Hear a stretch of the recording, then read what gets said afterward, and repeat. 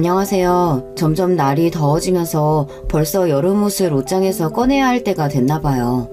아직도 여름이 오면 제 인생에서 끔찍했던 그날의 기억에 저는 덜덜 떨게 된답니다. 제 소개가 늦었네요. 저는 서울에 사는 내년이면 40이 되는 나이의 여자예요. 제가 살면서 우여곡절을 제법 겪었기 때문에 제 개인사에 대해 주변 사람들에게 말하는 법이 없어요. 하지만 이렇게 용기를 내서 이곳에 제 사연을 보내봅니다. 이 유튜브에 제 사연이 채택될지 가늠은 안 되지만요. 글을 쓰는 일이 익숙치 않은 사람이니 여유 있는 마음으로 제 이야기 좀 들어주시겠어요? 제가 태어났던 집안은 동네에서 유명했죠. 바로 딸부잣집으로요. 예전에는 딸이 셋 이상은 되어야 딸부잣집 근처라도 갈 수 있었다지만 저희 나이 때는 딸 셋인 집은 흔치 않았어요. 우리 집이 유명했던 것은 단순히 딸이 셋이어서만이 아니었어요. 세 딸 모두 예쁘장한 외모에 개성이 각기 다르고 자기 주장은 강한데 신기하게도 다툼 없이 늘 하하호호 사이좋게 몰려다녔기 때문이에요. 우리 집은 서울 화곡동이었는데요. 우리 동네 분들은 물론이고 제가 나온 초, 중, 고 모두 언니들 덕분에 저를 모르는 선생님은 별로 없으셨죠. 우리 아버지는 용접 기술자셨어요. 아버지는 퇴근하시고 집에 오시면 늘 땀에 젖은 옷에 얼굴은 벌겋게 되셨죠. 그만큼 용접일은 고된 일이었어요. 엄마 말씀으로는 너희 아버지만큼 힘들게 월급 벌어오시는 양반 얼마 없다. 너희들 아버지한테 잘해드려야 한다. 엄마는 손수 아버지 목욕물을 미리 받아놓고 저녁 식탁에는 아버지가 좋아하시는 열무김치와 양념게장을 빠지지 않게 챙겨놓으셨어요. 막내딸인 제가 아빠 월급이 얼마인진 몰라도 맛있는 반찬도 자주 먹을 수 있고 선물도 제가 원하는 걸로 해주시니 전 우리 집이 재벌 부럽지 않다고 생각하고 커왔죠. 그리고 우리 아버지가 세 딸을 가진 것을 너무 자랑스러워 하셨어요. 우리 아빠의 체육대회가 열리면 우리 딸들은 가족 티를 주문해서 가족 모두 똑같은 티를 입고 갔는데요. 우리 가족은 종목이 달리기, 2인 삼각, 보물찾기 등등 그 무엇이든 상품만 걸려있다면 목숨을 걸고 열심히 해서 어떻게든 상품을 타내고야 말았죠. 아버지 회사 사장님이 우리 가족은 최고로 화목한 집안이라며 엄지를 세우시고 인정해 주셨어요. 그렇게 땀을 한참이나 흘린 우리 가족은 늘 단골 돼지갈비집에 가서 10인분은 좋게 먹었습니다. 사장님이 우리한테 음료수랑 밥은 무료로 주시거든요. 그런데도 매번 계산서의 금액을 보고 놀라세요. 아니, 이 정도 금액은 어디 학교 운동부 애들이랑 와야 되는 건데 남자 하나에 여자 넷이 먹는 거라고 누가 믿겠슈? 이 정도로 잘 먹어야 우리 예쁜 딸들이 쑥쑥 잘 크는 거겠죠. 이러려고 내가 천리라는 거 아닌가. 아버지는 어렸을 때 부모님이 너무 가난하고 형제는 5이나 되어서 공부를 할 수가 없었대요. 그래서 18살 때 용접일을 배우고 돌아가시기 전까지도 용접일을 놓지 않으셨습니다. 우리 가족을 배불리 먹이고 남들에게 뒤처지지 않게 가르치려고 열심히 사신 분이에요. 지금이야 세상 좋아져서 용접 학원도 있고 초보라고 해도 일단 와서 열심히만 하면 일당 10만 원은 왜 안 주겠어. 하지만 나 때는 말이지 학원이 어딨냐. 그저 숭늉공 아저씨들 붙들고 잔심부름하고 빨래해드리면서 밑에 붙어있다가 어깨너머로 배우고 아저씨 기분 좋을 때 한 번씩 기술 배우는 거지. 우리 부모님들 어려운 환경에서도 열심히 사셔서 지금 이렇게 우리나라가 선진국이 된 것 아닌가 생각합니다. 부모님이 우리 자식들을 사랑하는 마음으로 키워주신 만큼 세 자매 모두 대학교에 잘 갔고 무사히 졸업해서 각자가 자기 밥벌이는 하는 성인이 되었습니다. 큰언니는 저보다 3살 위인데 가장 먼저 회사에 취직했고 그 회사의 선배 소개로 남편값도 찾았어요. 큰언니는 우리 중 가장 먼저 결혼해서 지금 유치원생 아들 하나, 딸 하나를 키우며 행복하게 살고 있어요. 하지만 둘째 언니는 비혼주의자예요. 지금 41세가 되었지만 아직도 작은 언니는 혼자 살고 있습니다. 그래도 법과대학을 나와서 법무사 자격시험에 당당히 합격해서 지금 법무사로 일하고 있어요. 이런 사람을 보고 골드메스라고 하던데요. 요즘 말은 잘 모르겠지만 말이에요. 저는 집을 예쁘게 변신시켜주는 인테리어 업체를 운영하고 있어요. 물론 대학교를 졸업하고 오랫동안 건설회사를 다녔지만 뜻하지 않은 일을 겪고 나서는 회사를 나와 인테리어 업체를 차렸어요. 요즘은 고객분들께 우리 업체가 인테리어를 이렇게 잘합니다 하고 소개하는 유튜브도 만들어야 하더라고요. 그래서 우리가 인테리어를 해드린 고객분들 중 잘된 집을 소개하는 영상도 촬영해봤는데 정말 쑥스럽지만 새로운 재미를 느끼게 되었어요. 그 유튜브를 통해 새로운 고객분들도 많이 확보하게 되었고요. 이렇게 우리 세자매는 나름대로 열심히 밥벌이를 하며 살고 있고 다행히 경제적으로 여유로운 편입니다. 왜냐하면 저와 언니들 모두 적어도 서울에 아파트 한 채씩은 갖고 있거든요. 사실 이렇게 된 데에는 우리 엄마 공이 크셨어요. 옛날부터 아버지가 버시는 월급을 잘 모아 종잣돈 1,000만 원을 만드시고부터는 이것저것 부동산을 사고 팔면서 큰 재산을 모으셨으니까요. 지금이야 서울이고 경기고 전국 아파트 값이 천정부지로 올랐지만 어머니는 이미 10년도 전에 자식들 명의로 아파트를 사셨죠. 그리고 그때는 지금처럼 비싸지 않았거든요. 너네 대학교 보내고 나서도 맨날 발품 팔아서 아파트랑 상가 보러 다녔다. 그랬더니 보이더라. 돈이 되는 부동산이 말이야. 지금쯤 너네 모두 아파트를 하나씩 마련해놔야 나중에 후회 안 해. 아버지 엄마처럼 집 산다고 똥 싸는 고생하지 말고 집 한 채는 해놓고 시작해라. 엄마의 안목은 정확했고 앞을 내다보던 말씀은 적중했죠. 언니들도 저도 남들이 알아주는 동네의 아파트에 살고 있으니까요. 하지만 엄마는 그렇게 딸들 앞으로 아파트를 해주신 다음 해에 돌아가셨습니다. 당신이 그렇게 환갑도 안 된 이른 나이에 세상을 뜰지 알고 딸들 아파트를 하신 걸까요? 전 엄마를 만나면 꼭 이 말을 물어보고 싶었어요. 엄마는 비 오는 날 횡단보도를 건너시다가 달려드는 트럭을 피하지 못하고 그대로 그만 그 자리에서 돌아가신 거예요. 이런 날벼락 같은 일이 벌어지고 나서 그때 전 처음 알았습니다. 행복이 영원하지 않다는 것과 불행은 부지불식간에 찾아온다는 것을요. 엄마를 의지하고 사랑하셨던 아버지는 매일 술도 드시고 잠도 제대로 못 주무시면서 슬픔을 삭히셨어요. 그때 큰언니는 출가해서 작은언니와 제가 그런 아버지 곁을 지키며 살려고 집에 들어왔어요. 엄마가 해주신 아파트로 독립했었지만 이렇게 힘들어하시는 아버지를 혼자 둘 수가 없었거든요.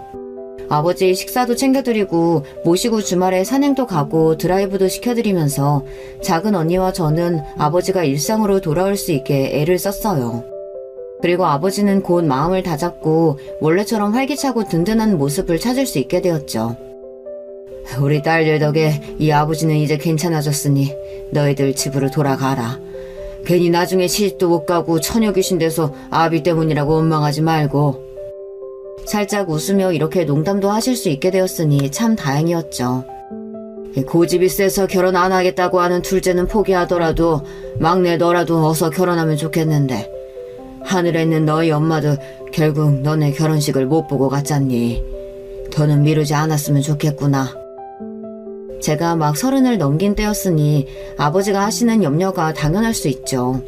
하지만 전 눈이 높은 건지 일하느라 다른 정신이 없는 건지 제대로 연애도 못 해봤어요. 그리고 둘째 언니처럼 혼자 사는 것도 괜찮겠다고 슬슬 물들어갔죠. 하지만 저에게도 사랑이 찾아왔어요. 첫째 형부가 보험회사로 이직을 해서 다니고 있었는데 같은 부서에 있는 총각을 소개시켜주겠다는 거예요. 처음에는 형부의 소개팅이라는 게 너무 부담스러워서 거절했어요. 막내 처제, 이 친구 나이도 처제보다 1살 많고 키가 185나 되고 남자답게 잘생겼어. 우리 회사 여자들이 좀 많은데 미호는 물론 유부녀들도 추파를 던진다니까. 그 누구더라? 배우 이정재 닮은 걸로 소문도 났었어. 나 믿고 한 번만 만나봐. 이정재? 이정재 닮은 키 큰 남자라는 얘기에 저도 모르게 홀려서 어영부영 소개팅 자리에 나가게 되었습니다. 그날따라 도로에 교통사고가 있어서 소개팅 약속에 10분쯤 늦었어요. 전 잘 늦는 법이 없어서 허둥지둥 뛰어가서 이정재 닮은 꼴을 열심히 찾았죠. 하지만 어디에도 이정재는 찾을 수 없었어요. 그때 제 뒤에서 동굴에서 울리는 듯한 음성이 들렸습니다. 안녕하세요. 소개팅 나온 유세영 씨 맞죠? 전 조성우라고 합니다. 이 과장님 회사 후배예요. 잠깐만. 이정재라니. 형부 진짜 뻥튀기를 얼마나 한 거야. 이정재만큼 잘생긴 남자는 아니었지만 키도 크고 깔끔한 외모에 옷도 잘 입는 남자였습니다. 그와 대화하다 보니 점차 마음에 드는 것은 그 남자의 동굴에 있는 듯한 느낌의 중저음 목소리였어요. 그리고 성우 씨는 저에게 적극적으로 호감을 표현했습니다. 와, 전 첫눈에 세영씨 알아봤잖아요. 사진보다 더 실물이 눈부시게 예쁘신데요. 건축회사 다니신다더니 무슨 모델인 줄. 여자 키가 왜 이렇게 커요? 170cm도 넘겠다. 어머, 사돈 낱말하세요. 성우씨야말로 185cm는 되겠는데요. 저는 힐을 신어서 그렇지 168밖에 안 돼요. 우리는 첫 만남부터 서로에게 호감을 느꼈고 자주 만나면서 사랑하는 사이가 되었어요. 성우씨는 눈치도 빠르고 매너도 좋은 남자라서 여자들에게 인기가 많을 것 같았습니다. 그런 남자가 제가 제일 좋다고 하니 기분이 좋았어요. 성우씨는 사귄 지 100일도 안 돼서 저에게 깊숙한 이야기를 꺼냈어요. 내가 30대 초반이라서 엄마도 빨리 결혼하길 바라셔. 사실 나 친아버지가 몇 년 전에 갑자기 돌아가셨거든. 그러니까 안정적인 가정을 가지는 것을 나도 바라고 있고. 내가 집을 마련할 때까지 괜히 시간 보낼 필요 없잖아. 세영씨는 이미 30평대 아파트 살고 있으니 그곳에서 우리 신혼살림 꾸밀 수 있겠는데 우리 결혼할까? 저도 친정엄 마를 몇 년 전에 떠나보냈기에 성우씨의 마음이 전달되어 제 마음을 울렸어요. 전 성우씨의 청혼을 받아들여서 우리는 결혼에 이르렀습니다. 혼자 계신 우리 아버지도 언니들도 모두 제 결혼을 축복해 주었어요. 다만 성우씨에게는 홀어머니가 계셨지만 원래 사시던 경기도 안성에 계속 계시고 우리는 서울에 따로 살 예정이니 언니들과 별로 걱정하지 않았어요. 그러게 홀 시어머니의 외아들이 좀 찝찝하지만 대신 다른 시누이나 동서 없는 게 어디야. 아유, 난 우리 시댁에 시누이랑 동서가 제일 밉더라. 우리는 결혼식을 올리고 제가 살던 집에서 신혼생활을 시작했어요. 하지만 행복할 줄만 알았던 결혼생활은 그리 순탄하지 않았습니다. 남편은 보험 설계사인데 출근도 제때 하지 않으니 영업 실적이 좋았을 리 없었어요. 고객들 비위 맞추는 일이 적성에 안 맞는다면서 툭하면 출근하지 않고 집에서 놀고 있고요. 원래 이런 사람이었는데 결혼하고 나니 본색을 드러낸 것인지 어쩐 건진 모르겠지만 남편은 결국 결혼하고 2년 뒤에 회사를 그만두게 됩니다. 단독 100만 원이라도 벌길 바랬었는데 그렇게 백수 생활을 하니까 제 속이 답답했어요. 우리 아기도 가져야 하는데 자기가 이러고 있으면 어떡해. 어서 일 찾아봐요. 알았어. 노력 중이야. 남편은 말은 대수롭지 않게 잘해놓고 무책임하게 그냥 있었어요. 백수 생활을 1년 넘게 하다 보니 보다 못한 형부가 어떤 제약회사에 일자리를 소개시켜줘서 그곳을 다니게 되면서 전 한숨 돌렸습니다. 하지만 남편은 그곳에서 잦은 술자리를 갖고 거기서 만난 여성들과 연락하는 걸 저에게 몇 번이나 들켰는지 몰라요. 그럴 때마다 남편은 제 앞에서 싹싹 빌면서 그저 고객들이라 친절을 베푸는 것뿐이라며 하고 있으니 저도 별수 없이 경고만 하고 넘어갔어요. 남편만 생각하면 허우대만 멀쩡하지 정말 속빈 강정을 끌어안고 사는 기분입니다. 그리고 또 하나의 걱정거리는 우리의 2세 문제였어요. 32살의 나이에 결혼해서 거의 7년이 지났지만 우리에게는 아이가 생기지 않는 거예요. 전 시험관 시술을 해보고 싶었는데 그나마도 남편은 협조해주지 않았어요. 하늘에서 허락을 안 하는 모양이지. 왜 그렇게 아기 갖고 싶어서 안달이야. 우리끼리 편하게 살면 좋은데 뭘 굳이. 남편은 철없이 이러고 있으니 말이에요. 신기하게도 이렇게 아이가 없으면 시댁에서 재촉하고 성화이지 않겠어요. 그런데 우리 시모는 또 이런 부분에서는 너무 쿨하셨어요. 성우가 시험관 안 하고 싶다는데 뭘 억지로 한다니? 그거 돈도 많이 든다면서. 괜히 하지 마라. 애기 안 생기면 안 생기는 대로 돈 열심히 벌고 재밌게 살면 돼. 참, 그런데 이번 달 용돈은 왜 입금이 아직 안 됐냐? 내가 그런 거 철저하니까 조심하라고 분명히 얘기했을 텐데. 아, 성우씨가 백수라 취직할 때까지 기다려주시면 안 될까요?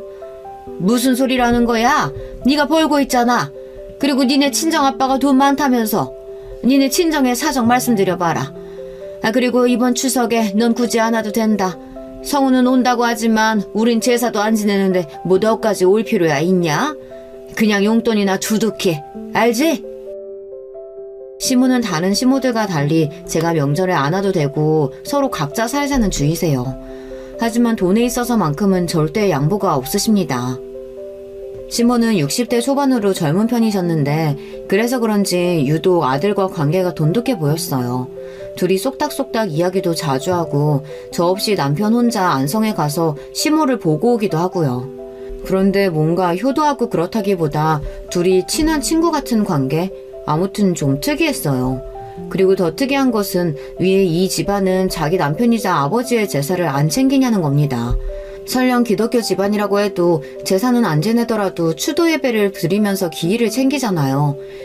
그런데 이상하게 제가 시댁에 온 7년 동안 시모와 남편은 시부의 기일조차 챙기지 않는 겁니다. 니네 시댁 참 이상하다. 다른 사람도 아니고 시부 제사를 안 챙긴다고? 그런 집은 처음 들어. 아무래도 시부가 가족과 사이가 아주 안 좋았나 보다. 생각해보니 시모가 맨날 시부가 무능력하고 성질만 더러웠다고 지 뜻대로만 하고 사는 남자였다고 욕을 자주 했어요. 남편 얘기로도 아빠가 너무 엄하고 자기를 자주 때렸다면서 아빠에 대한 기억이 별로 좋지 않은 듯 했어요. 그래도 돌아가신 아버지인데 너무하다 싶었어요. 저에게 아버지는 너무 좋은 분이고 우리 가족에 대한 흉을 남에게 한다는 것은 상상도 하지 못할 분이라서요. 하지만 시모와 남편이 말한 것만 믿기에는 깨림직했어요. 왜냐하면 시모는 비단 시부만이 아니라 세상 모든 사람들에 대해서 그 누구도 좋게 말하는 법이 없었거든요. 심지어 없을 때는 자기 아들도 욕해요. 이런 시모는 신뢰감이 잘 안 가는 사람입니다. 오로지 자신만이 대단하고 존중받을 만하다는 나르시시즘이 있는 것 같습니다. 하루는 시모와 같이 장을 보러 마트에 갔는데 직원 아줌마가 이러더라고요. 어머, 며느리랑 시어머니 사이 같진 않네요. 이런 말을 하면 보통 어떻게 생각하세요? 대체로 고부 갈등 없이 사이가 좋아 보인다, 뭐 이렇게 생각하지 않나요? 그런데 시모는 대뜸 이랬어요. 그렇죠. 내가 동안이고 미인이라서 며느리랑 어머니 뻘로는 안 보이겠죠. 우리 며느리한텐 내가 괜히 미안하네. 객관적으로 시모는 그냥 60대로 보이고 미인 쪽에도 못 드는데 이렇게 뻔뻔하게 이야기를 하면 마트 아줌마는 뻘쭘한 표정으로 아, 네 하고 마지못해 대꾸하고 분위기가 싸해집니다. 하지만 시모는 그런 분위기를 전혀 눈치채지 못하고 자신의 미모를 인정받아서 신이 난 채로 한동안 기분이 업되어 있었어요. 우리 시모 좀 웃기죠. 어느 날 작은 언니의 전화를 받게 되었어요. 너 건강검진 해본 적 있어 없어? 응? 안 해봤지. 아직 젊은데 뭘. 얘 좀 봐라. 너도 이제 30대 중반이야. 이번 주 금요일에 시간 비워. 나랑 같이 가자. 그렇게 처음으로 언니 따라 한 건강검진에서 그만 갑상선 암 판정을 받고 말았습니다. 조금 놀랐지만 갑상선 암은 착한 암이라서 심각한 상태는 아니라는 의사 선생님의 설명을 듣고 차후 수술을 예약하고 집으로 돌아왔어요. 자기야, 자기가 자꾸 여자 문제면 직장 문제로 내 속을 썩이니까 암에 걸려버렸잖아. 뭐, 암? 자기가 암에 걸렸다고? 남편은 생각보다 크게 놀랐어요. 전 오늘 건강검진에서 갑상선 암에 걸렸다는 사실을 남편에게 설명해 주었어요. 남편은 안절부절 못하다가 핸드폰을 들고 방으로 들어갔어요. 뻔합니다. 분명 자기 엄마에게 이 일을 알리고 상의하려는 거예요. 한참을 시모와 통화하고 나온 남편은 저에게 말했어요. 자기야, 그럼 수술 받으면 낫는 거지? 자기 안 죽는 거지? 남편은 제가 죽을까봐 너무 걱정이 되는 모양이에요. 그런 남편의 모습이 귀엽기도 하고 저를 아껴주는 마음에 괜히 흐뭇했어요. 그리고 제 수술날 남편과 시모는 아무리 말려도 저를 따라왔어요. 저는 무사히 잘 수술받고 나왔고 의사 선생님은 우리를 안심시켜 주었습니다. 이제 염려하지 않으셔도 됩니다. 유세영 씨 수술은 성공적이고요. 앞으로 항진제 약 꾸준히 복용하시고 주기적으로 병원에 와서 체크만 하시면 됩니다. 이 말을 듣고 남편과 시모는 다행이구만, 잘 됐어 하면서 안도하셨어요.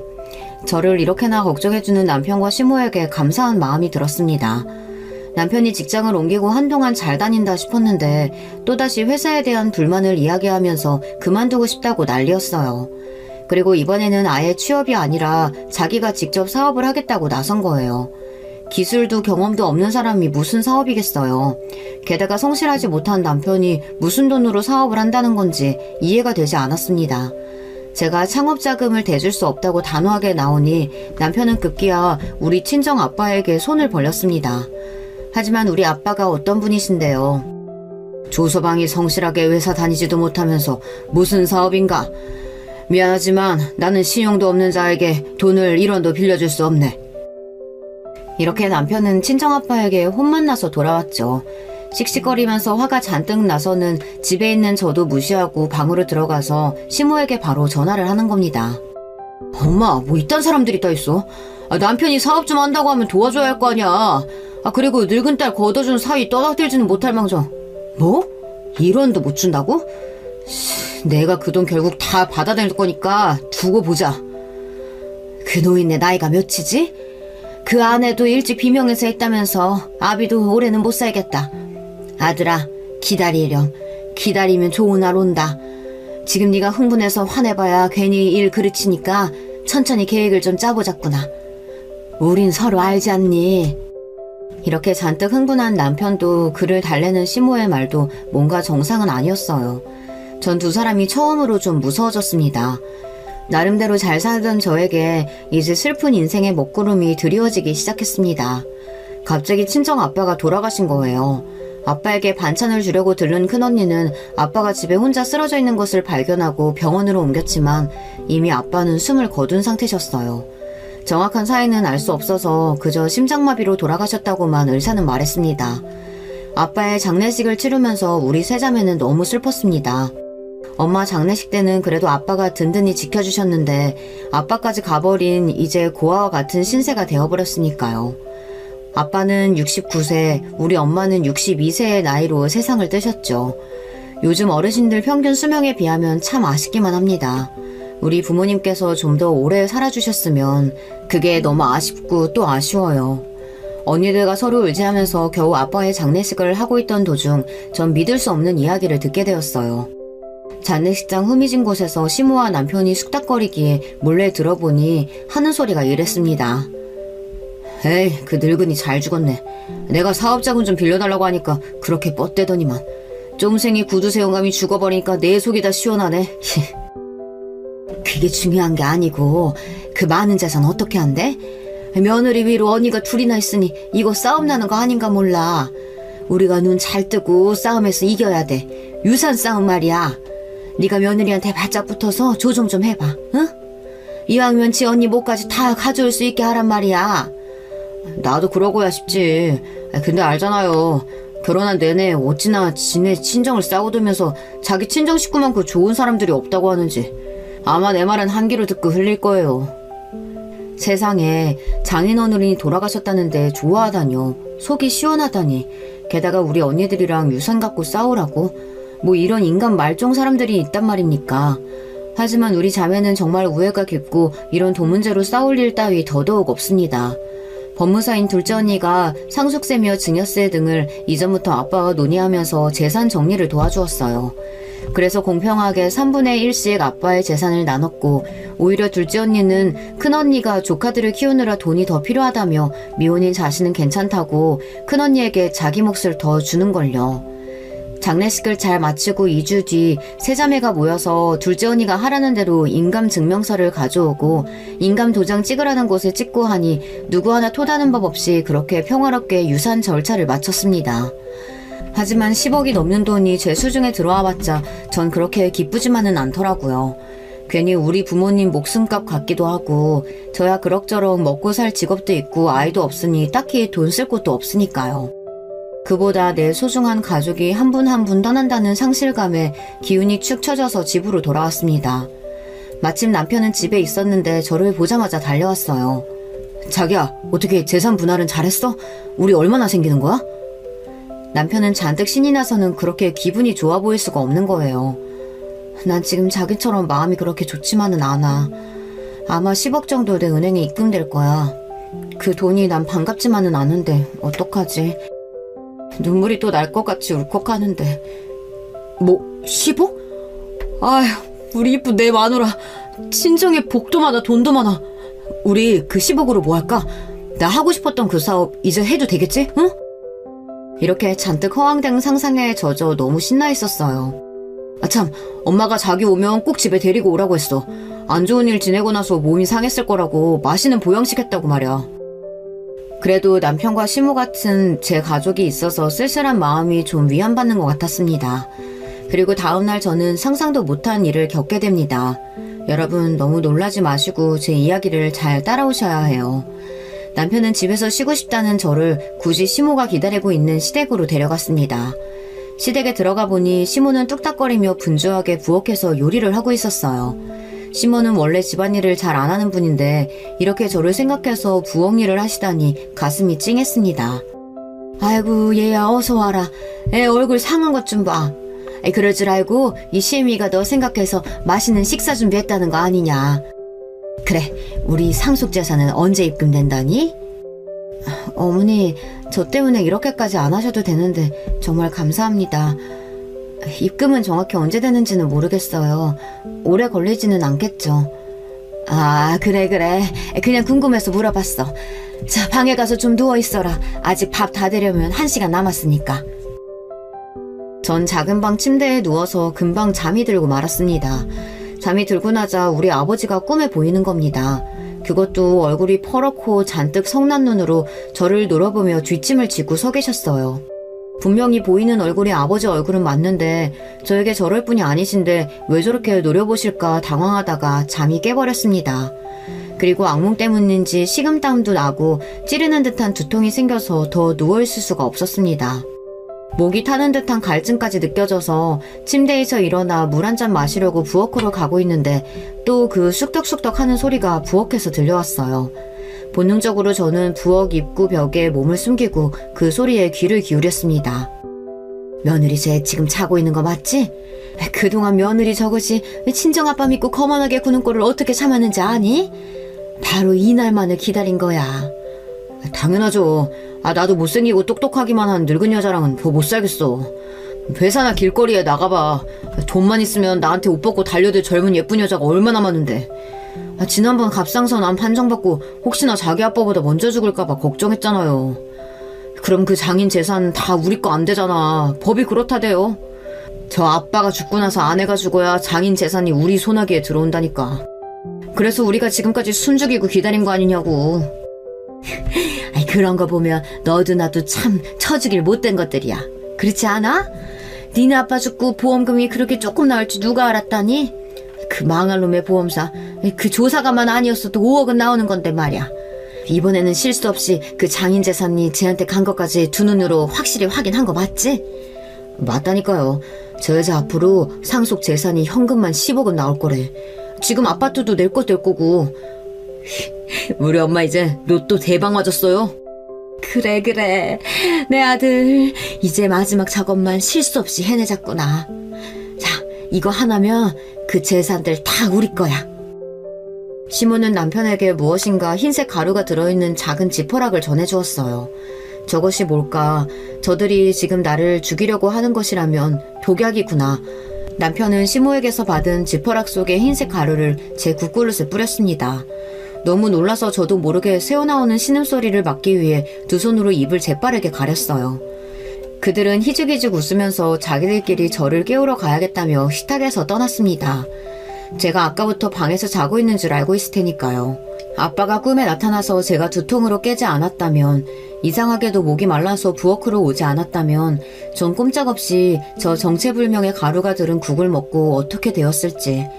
저는 그들이 나오자마자 몰래 돌아가서 식탁에 놓여진 제 그릇과 남편의 국그릇을 뒤바꿔 버렸습니다. 그리고 저는 방에 없다며 찾는 세 사람에게 화장실에 있다고 변명했어요. 시모와 남편은 밥 차려놨으니 어서 먹자면서 절 부엌에 데려갔습니다. 우리 셋은 식탁에 둘러앉아 밥을 먹기 시작했습니다.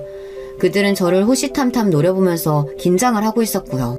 전 그들의 계략을 모르고 당하는 척 제 국그릇을 남편의 것과 바꾼 것을 들키지 않을지 긴장하면서 있었죠. 분위기는 어색하고도 냉랭했습니다. 아무도 수저를 들지 않고 서로의 눈치만 살폈죠. 얘야, 그동안 아버지 상 치르느라 고생했을 텐데 어서 한술 뜨렴. 내가 특별히 최고로 좋은 한우 뼈다귀 사다가 오래오래 구웠단다. 다 너 건강하라고 말이야. 어서 먹어봐. 뭐? 더 건강하라고? 나를 죽이려고 몰래 약까지 타놓고서 저렇게 말하는 시모가 정말 악마처럼 보였습니다. 하지만 저는 이성의 끈을 놓을 수 없었어요. 아무것도 모르는 피해자처럼 연기를 하며 저는 숟가락을 들었습니다.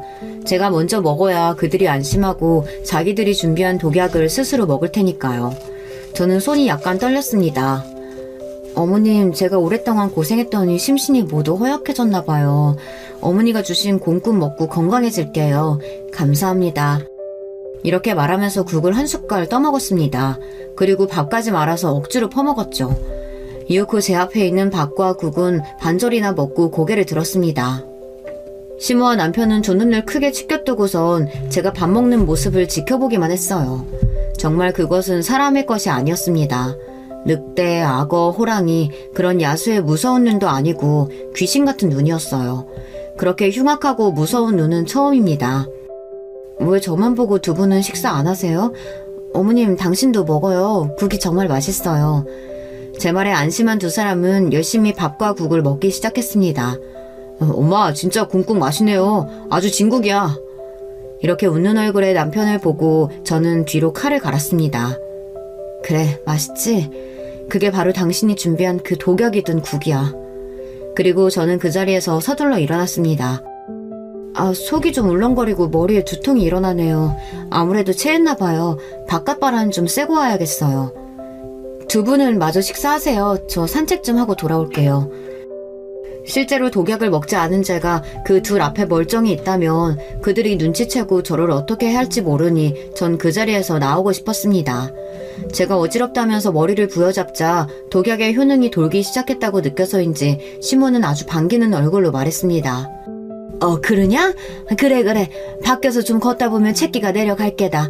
어서 나가서 좀 돌아다니고 와봐. 그리고 전 차키와 지갑을 들고 집을 나가서 바로 차에 올라탔습니다.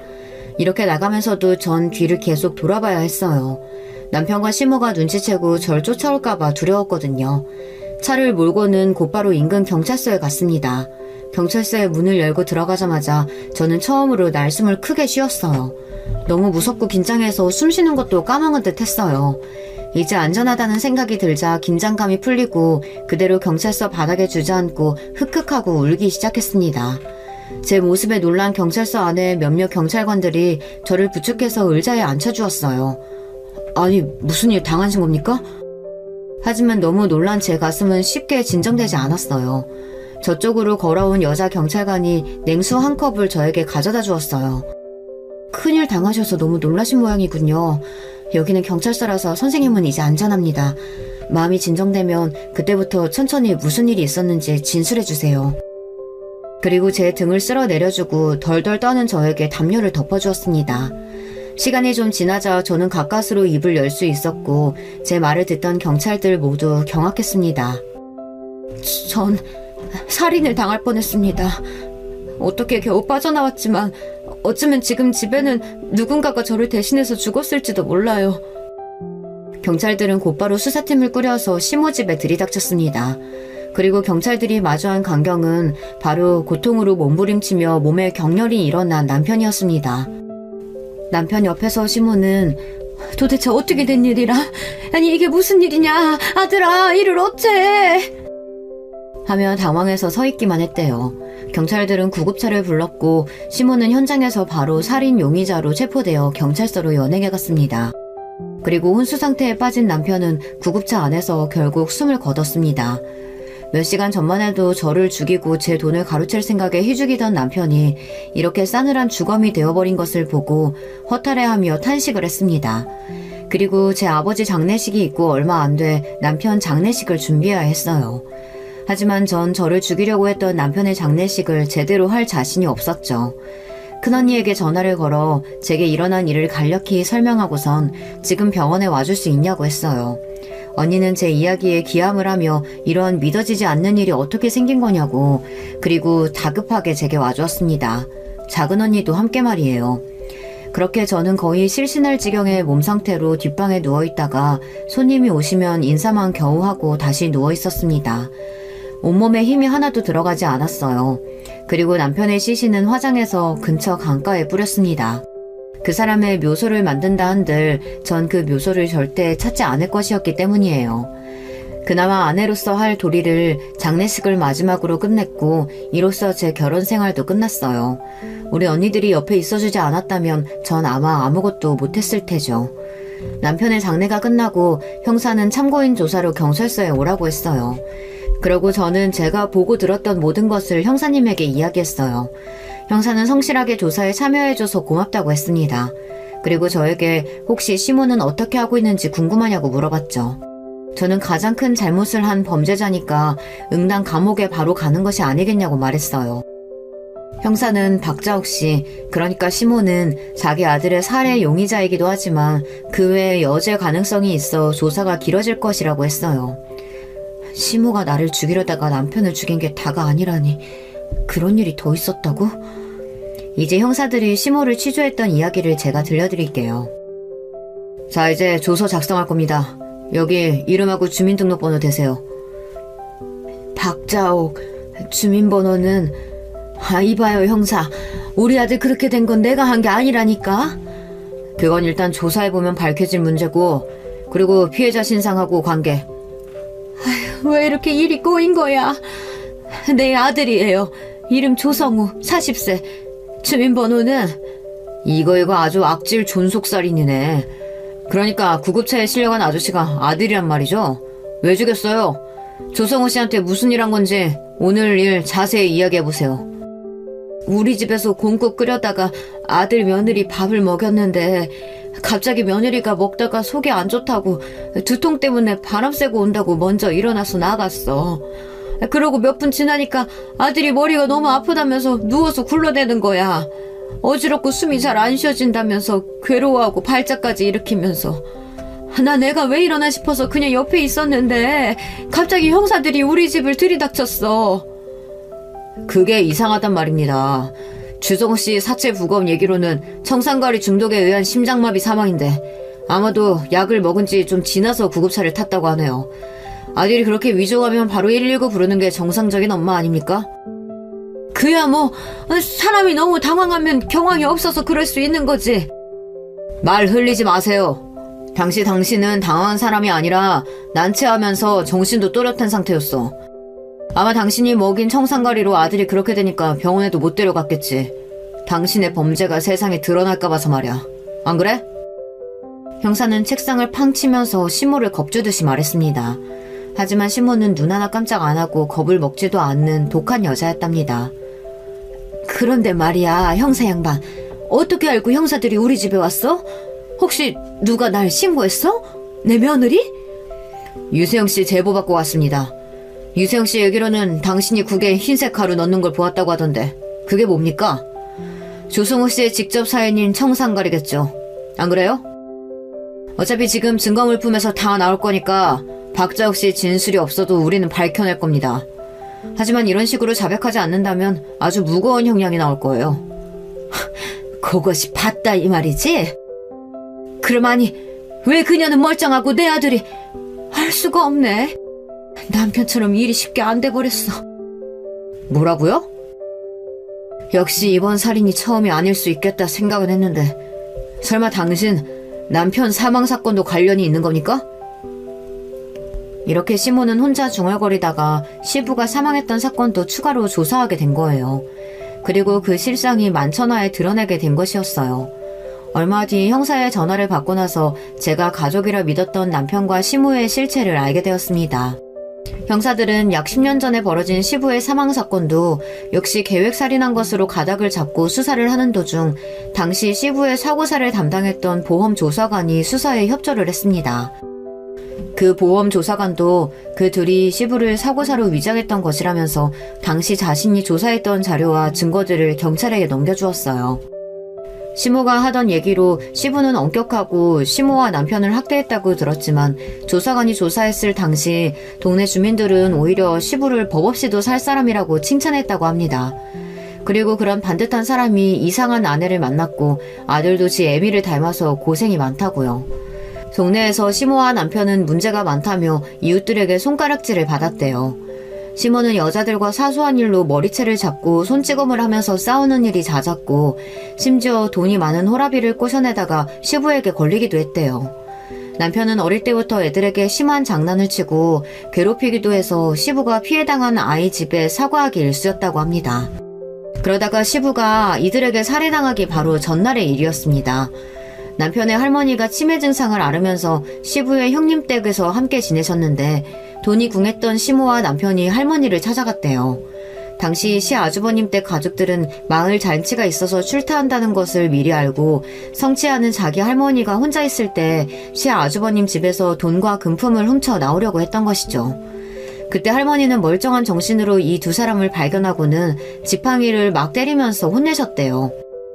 이 도둑놈들이 세상에 어디라고 들어와서, 에휴, 내가 둘째 며느리 네가 금수 같은 건 알고 있었다면 이제 손주까지? 니들 가만히 둘 줄 아냐?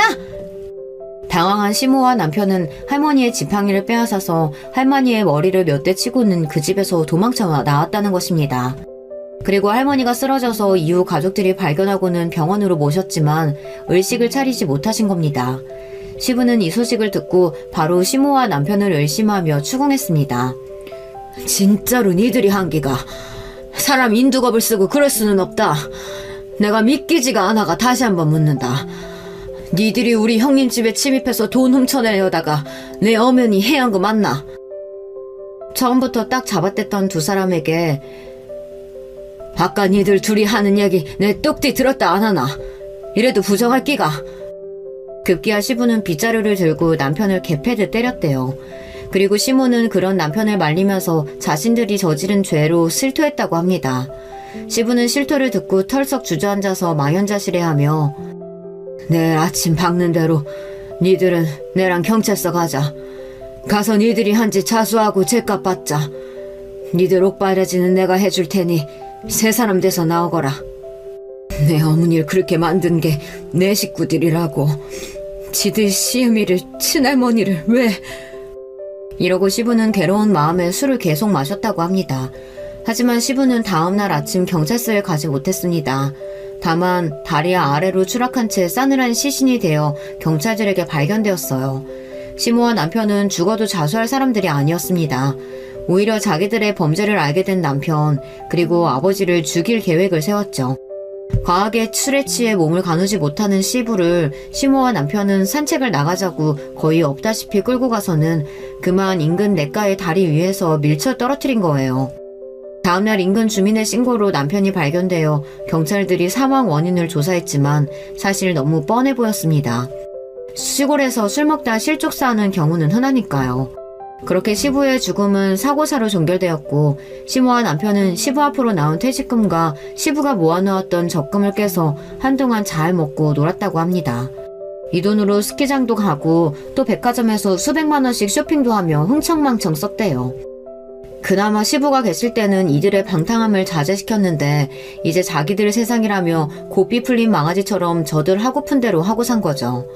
그 돈으로도 부족했던지 시부의 사망보험금도 수령하려고 했는데 이들을 수상하게 여긴 보험조사관이 막았다고 합니다. 그리고 시모는 남편한테 그랬대요. 야 아들아, 너 괜한 머리 대학서 공부한다고 쓰지 말고 그냥 보험회사에 취직이나 해라. 네가 보험사에 가면 우리가 보험금 잘 타먹을 방법을 알 수 있을 거 아니야. 그래서 남편은 전공과 상관없는 보험회사에 취직해서 다니다 몇 년 뒤 저를 형부 소개로 만나게 된 것입니다. 이렇게 두 사람은 저를 죽이기 전까지 함께 살인을 모의했던 살인자였던 거죠. 형사는 한숨을 쉬며 저에게 이야기했습니다. 그런데 박자옥 씨는 정말 대단한 여자입니다. 우리가 이 사실을 자백받아내느라 얼마나 진땀을 뺐는지 몰라요. 형사 경력만 10년 다 된 강력계 베테랑인 우리가 정말 별의별 수단을 다 써서 자백을 겨우 받아냈다니까요. 증거들이 수두룩한데도 어찌나 발뺌을 하던지. 제가 아들 장례식에 가려면 조사 빨리 끝내야 한다고 하니까 거기 갈 필요 없다네요. 아니, 아들 장례식에 가고 싶지 않다고 하는 엄마가 세상에 어디 있습니까? 이건 분명 사이코패스들이에요. 그렇게 시모였던 사람은 존속살인 3건으로 20년형을 선고받고 지금도 교도소에 수감되어 있습니다. 재판받던 날 재판장에 있는 저를 보고 이 극악무도한 사람은 철장 안에 갇힌 신세이면서도 악을 쓰고 저를 원망했어요. 왜 내 아들이 죽어? 네가 죽어야지. 그리고 사실 네가 내 아들 죽인 거 아니야? 네가 국구를 바꿔친 거지? 맞지? 그럼 네가 살인범이지 왜 내가 살인범이냐고! 저 여자는 지금 자기 아들이 죽어버려서 원통한 마음이 클까요? 아니면 자기가 감옥 가는 것이 억울한 걸까요? 저는 전자일 거라고 생각했던 사람입니다. 에미가 아들을 잃은 그것도 자기의 실수로 아들을 죽게 되는 그 고통이 훨씬 클 거라고요. 그런데 저런 사이코패스 같은 사람을 겪어보니 후자일 수도 있겠다는 생각이 들어요. 우리가 상상할 수 없는 생각과 행동을 하는 자들이더라고요. 절대 교화될 수 없고 정상적인 사람들과 분리해야 하는, 감옥에서 밥 먹고 똥 싸며 살게 두는 것도 아까운 인간이라고요. 모든 일이 밝혀지고 나서 언니들이 달려와서 저를 껴안고 다 같이 울었어요. 하지만 저에게도 다가오지 못하고 저 멀리서 형부가 눈시울을 붉어져서는 처제 미안해. 정말 미안해. 내가 그런 나쁜 새끼 소개시켜주지만 않았어도 하며 미안해했어요. 당신은 꼴도 보기 싫어요. 어서 집에 가지 못해요? 지금 어떻게 우리 막내 앞에서 얼굴을 들고 볼 수가 있어? 큰언니 그만해. 형부 잘못 아닌 거 알잖아. 내가 박복해서 남편 복이 그 정도였던 거지. 그래도 큰일 당하지 않았으니 됐어. 형부도 울었는지 얼굴 말이 아니다. 그만 구박해. 그래도 언니가 너무 미안해. 우리 언니들이 저를 지켜줘서 전 이렇게 큰 소용돌이를 잘 극복해 나갈 수 있었어요. 전 이날 이후로 밥상에서 국을 치워버렸습니다. 그날 이후로 국그릇은 쳐다도 보지 못해요. 너무 경악할 일을 겪고 나니 제 마음도 황폐하고 두려움만 가득 찬 사람이 되어버렸습니다. 그나마 사연에 빠지다에 있는 이야기들을 들으면 조금 마음이 진정되곤 해요. 구독자 여러분, 저는 어떻게 하면 좋을까요? 이제 사람은 절대 못 믿을 것만 같아요. 저에게는 이제 친정 부모도 없고 남편도 시댁도 없습니다. 자식이 없어서 늘 안타깝고 그랬었는데 이제와 보니 하늘이 구하신 것이 아닌가 싶어요. 남편이나 시모의 그런 범죄자의 DNA가 유전된 아이가 태어났다면 그것 또한 비극의 연속이지 않겠어요. 저는 크나큰 범죄에 휘말렸던 트라우마를 극복하면서 겨우 지내게 되었습니다. 이렇게 제 이야기를 공개적인 곳에 보내게 된 것도 제겐 많은 용기가 필요했으니까요. 제 이야기 들어주신 분들께서는 저 같은 일 당하지 마시고 악질적인 사람을 잘 피하시고 지내셨으면 좋겠습니다.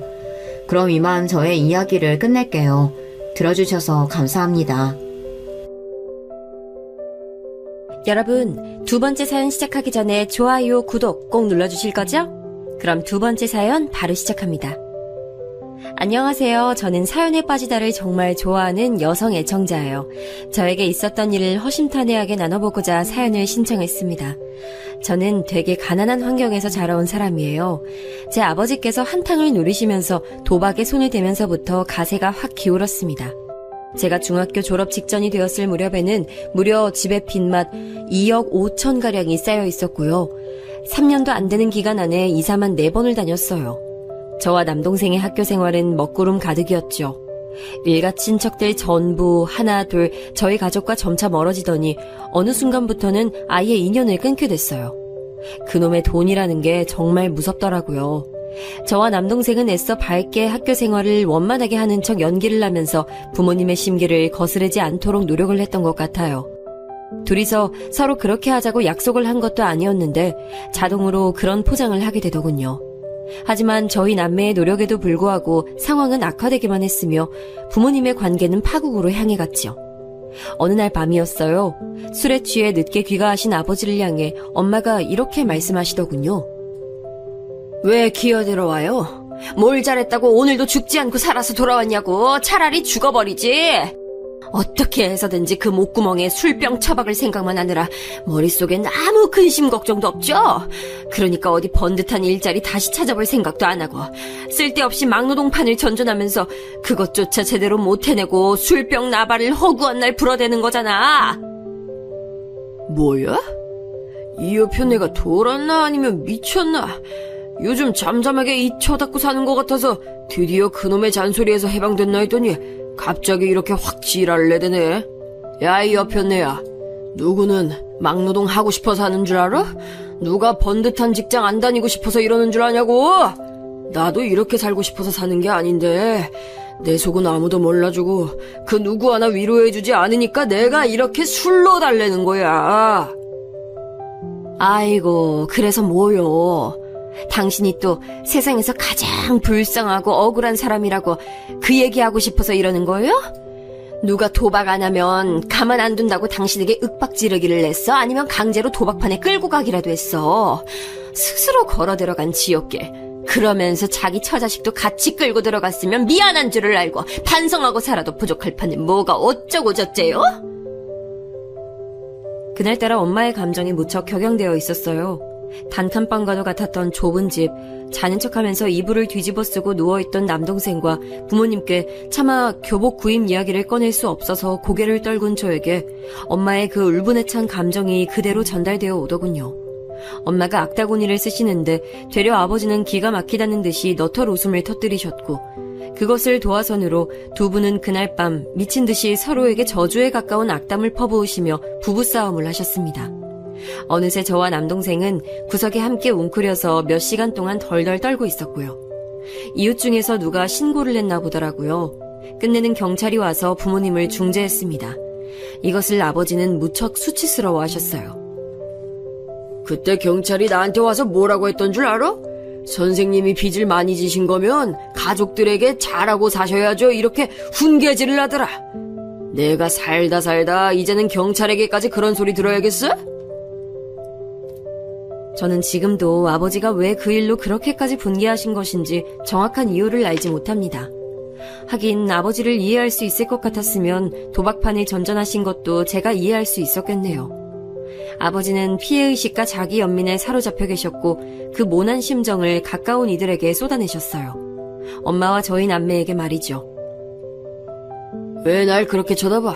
그 무시하는 눈빛은 뭐야? 딸년이라고 있는 게 감히 하늘 같은 아버지를 무시해? 아니에요. 저 아무 생각 없이 그냥 쳐다본 것 뿐이에요. 뭐야? 아무 생각 없이? 너 그거 나를 본격적으로 무시해야겠다는 뜻이지? 야, 이 배은망덕한 거사. 내가 없었으면 넌 이 세상에 나오지도 못했는데 그 은혜를 모르고 나를 경멸하고 멸시하는 눈을 풀하려? 여차하면 경찰 부르면 된다 이거야? 그날도 경찰 부른 거 이제 보니까 너지? 네가 나 잡아가라고 경찰에 신고한 거지? 제가 그런 거 아니에요. 그리고 아버지 잡아가려고 경찰이 온 것도 아니었잖아요. 새벽에 하도 시끄러우니까 신고가 들어가서 경찰이 온 거였죠. 사실은 정확히 아셔야 할 것 같아요. 네가 지금 나를 가르치려고 들어? 이제는 딸년이 나를 훈계하고 자빠졌네. 내가 자식들을 키웠네. 자기 아버지 공경하도록 귓방망이 한 대씩 때마다 후려쳐서 키웠어야 했는데 내가 잘못 키웠어?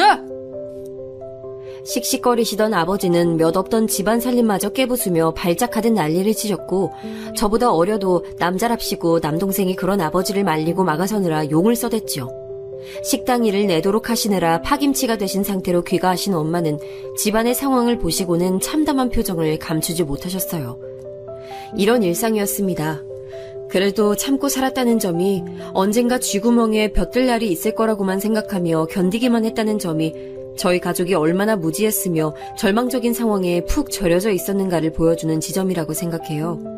성인이 된 이후에 남들에게 이런 이야기를 일부라도 털어놓으면 다들 의아해하면서 도박 중독자였던 데다가 술고래였던 아버지를 욕하기보다는 엄마와 저희 남매를 우습게 보더라고요. 그걸 처음 겪었을 때 얼마나 충격적이었는지 몰라요. 아르바이트하면서 친해졌던 어떤 언니가 저에게 그랬었어요. 너희 어머니 진짜 이상하신 분 아니야? 진작에 이혼을 하든지 그게 어려우면 어디 멀리 야반도주라도 해서 자식들 지키셨어야지. 그 정도면 남편을 너무 사랑하셔서 자식들 포기한 수준 같은데? 너랑 네 동생 진짜 불쌍하다. 뭐? 그런 거 아니야 언니. 우리 남매가 모두 학생이어서 학교 문제도 있었고 그런 것 때문에 아버지와 관계를 딱 끊어내고 멀리 도망쳐서 산다든가 이런 건 생각하기 어려웠어. 우리 남매 때문에 우리 엄마가 정말 많이 인내하고 참고 그러면서 사신 거야. 와, 이제 보니까 너희 남매도 대단하다. 자식들이라도 똑부러지고 현명했으면 상황이 그렇게 안 됐을 텐데. 남매가 나란히 멍청한 바람에 엄마 도와주지도 못하고 지냈구나? 이래서 무지도 죄다라고 하나 봐. 저는 그때 타인에게 저희 집안 이야기를 나눈 게 처음이었기에 제3자의 시각에서는 저희 가족이 어떻게 보일지를 상상조차 못하고 살아왔었거든요. 그래서 정말 큰 충격을 받았어요. 남들의 눈에는 어쩌면 잘못을 저지른 아버지보다도 더 거슬려 보이는 게 엄마와 저희 남매일지도 모른다는 생각을 처음 해보니까 피가 차갑게 식는 느낌이었습니다. 그렇게 지독한 일상을 보냈으면서도 저희 가족은 여전히 네 식구가 함께 살아온 상태였고요. 남동생이 성인이 된 시점에서 빚은 1억이 좀 넘게 있는 상황이었어요. 개인회생이니 파산이니 하는 것들을 다 끼고 나서야 그 정도의 금액으로 줄일 수 있었죠. 대단한 공부머리가 있는 것도 아니었기에 당연히 저나 남동생이나 대학 진학은 포기한 지 오래였고요. 그저 빨리 고등학교를 졸업해서 본격적인 돈벌이에 뛰어들고자 하는 생각밖에 없었던 것 같네요. 저는 20살이 되자마자 생산직 일을 시작했다가 2년을 채운 뒤에는 단순 사무직과 서비스 직종의 아르바이트 일을 병행하는 것으로 했습니다.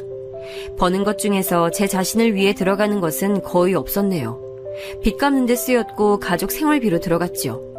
부모님의 관계는 최악이라는 단계를 넘어서서 이제는 딱딱한 화석이 된 상태였어요. 엄마의 감정이 유독 격양되었던 경찰이 들이닥쳤던 그날 밤 이후로 부모님은 부드러운 대화를 단 한 번도 나눠보신 적이 없었어요. 희한한 점이 저나 남동생이나 그런 부모님을 안타깝게 여기면서 우리가 더 잘해야 한다 이렇게 생각했다는 점이에요. 집안 분위기를 살피는 게 습관이 되고 부모님의 관계를 걱정하는 게 일상이었기 때문에 나이가 더 들어서도 계속 그런 식으로밖에 생각을 못했던 듯 싶네요. 자라온 환경에 따른 일종의 세뇌 같은 것이었지요. 아버지는 늘 애증의 대상이었어요. 애증이란 애정과 증오가 합쳐진 것이죠. 그러니 집안을 말아먹은 증오스러운 아버지에게 항상 한 줌의 애정이 남아있었다는 얘기가 됩니다. 도박으로 집이 망했을 때부터 장장 10년의 세월, 그것을 지나오자 끝이 보였어요. 그 끝은 바로 상상도 못한 것이었지만요. 여보세요? 네, 김석대. 저희 아버지 성함 맞는데요. 누구세요? 병원이라고요? 저희 아버지가 지금 사고를 당해 병원에 계시다고요? 갑작스러운 소식, 바로 아버지의 죽음이었습니다. 음주운전 차량에 치여서 손썹을 도리도 없이 너무나도 허망하게 떠나셨어요. 이렇게 허무한 끝이었다면, 이럴 걸 알았다면 당신이 지난 세월을 그렇게 살았을까? 나와 우리 애들도 그렇게 살았을까? 이렇듯 허무하게 가버릴 거였다면 10년 전에 진작 떠났어야지. 왜 도대체 못하러 더 살아서 자기 처자식을 개고생시킨 거야? 대답해, 이 나쁜 놈아. 엄마, 그런다고 이미 돌아가신 아버지가 다시 눈을 뜨는 것도 아니잖아요.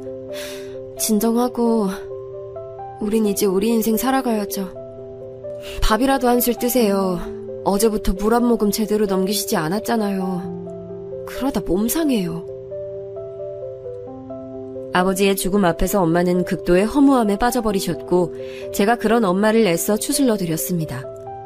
담담한 저를 보면서 엄마는 내심 놀라신 듯 의외라는 눈빛을 보내오셨던 것 같아요. 이전에 이미 아르바이트 현장에서 그 언니의 촌철살인을 겪었던 입장으로서 저는 담담하게 굴 수밖에 없었던 듯 싶어요. 너무 오래 우울하고 힘든 일상을 쳇바퀴 돌듯 살아오며 절여졌기에 깨우치지 못했을 뿐 아버지의 죽음이 비극적이기만 한 것은 아니라는 사실을 저는 이제 은연중에 느끼고 있는 상태였습니다. 살아온 길이 있는데 사람 바뀌기가 쉽지 않더라고요. 엄마는 여전히 뭐에 억눌리신 것 마냥 좀처럼 자유롭게 살지 못하셨고 남동생도 마찬가지였죠. 그래서 제가 매사에 기운 넘치는 척, 긍정적인 척, 피나는 노력을 많이 했던 것 같아요. 그러나 속내는 그럴수록 많이 지쳐가고 있었죠. 그래도 저로 인해 전보다 표정에 여유가 보이고 밝아진 엄마와 남동생을 보고 있자면 보람을 느꼈는데 그마저도 엄마의 건강이 악화되면서 빛이 바랬습니다. 지난 세월 너무 스트레스를 받고 사시느라 몸이 성한 데가 없으셨던 거죠. 어찌 보면 예견된 아픔이었어요. 집안의 빚이 이제 드디어 끝이 보이던 무렵이었는데 엄마 병원비가 얹어지면서 저는 빚만 없어도 부자라는 표현에 극한의 공감을 하게 됐네요. 허리띠 졸라매고 거의 강박적으로 돈을 모았던 것 같아요. 제가 빚만 없어도 부자라는 것에 이어서 아주 깊게 공감하는 표현이 여자는 자기가 불행할 때 다가오는 남자를 경계해야 한다는 것이에요. 축적되어 있는 제 외로움, 고단함 이런 것을 알아봐주는 남자가 생기자 제가 정신을 못 차리더군요. 제 상황과 형편에 연애 따위는 사치라고 생각해서 그간 멀리해왔기에 그 남자는 제 인생의 첫 연애 대상이었어요. 난 너의 노력과 희생을 다 꿰뚫어볼 줄 아는 남자야. 너도 느끼지? 난 네가 그렇게 살아올 수밖에 없었다는 게 너무 슬프고 그리고 정말 대단하다고 생각해. 나 살면서 그런 공감은 처음 들어봐. 나를 알아주는 것만으로도 정말 고맙고 감동이야. 오빠 같은 사람 만나서 갑자기 내 인생이 풍요로워 보여. 시간이 지나면서 저는 그 남자에게 더욱 빠져들었고 많은 것을 퍼줬죠. 누군가를 위해 희생하며 베푸는 건 이골이 날 대로 난 저였기에 그것이 어렵지 않았던 듯 싶네요.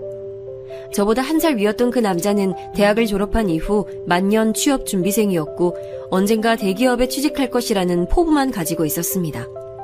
그것을 위해 자격증 공부를 한다고 했고요. 고졸인 제가 그런 것의 생리를 안다면 얼마나 알았겠나요.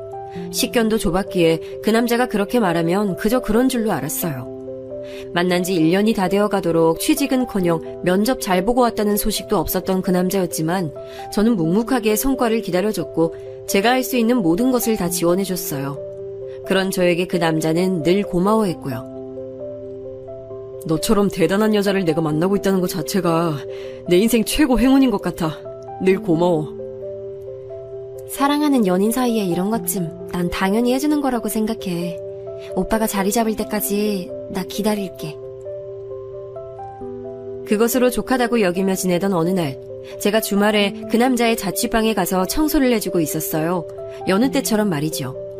그 남자가 노트북을 하다가 씻으러 욕실에 들어갔는데 평소와는 달리 화면을 안 끈 겁니다. 그리고 노트북에 깔린 카카오톡 알림이 떴고 제가 무심코 그걸 보고 말았어요. 자기 친구와의 대화방에서 그 남자는 저를 호구라고 칭하고 있었습니다. 세상에 이렇게 부려먹기 좋은 호구는 또 없을 거야. 은행 ATM 가서 돈 뽑는 것보다 걔한테 돈 뜯어내는 게 더 빠르고 간편해. 이런 내용을 보고 정신이 아득해졌어요. 심지어 다른 대화방을 보니까 저 말고 딴 여자와 만남을 가지고 있었더군요. 저에게 자격증 시험비를 받아서 그 여자와 데이트를 했다는 걸 알고 저는 조용히 짐을 챙겼습니다. 휴대폰에서 그 남자의 번호를 차단하고 떠났죠. 노트북 화면에 대화방이 떡하니 떠 있었으니 그 남자도 변명할 거리가 없었을 거예요. 저를 찾아오지도 않더라고요. 이 부분이 너무 비참했네요. 사랑도 뭣도 아니었구나 하는 게 실감나서요. 이런 나날을 거쳐서 제가 남편을 만나게 된 거였죠. 참고로 그때 시부모님은 이혼을 하신 지 3년 정도 된 시기였네요. 부모의 이혼을 겪긴 했으나 남편은 금전적으로 딱히 어려움을 겪어보진 못하고 살아온 사람이었어요. 직업도 벌이도 당연하다면 학력까지 저보다 앞섰고요. 심지어 인물도 괜찮았어요.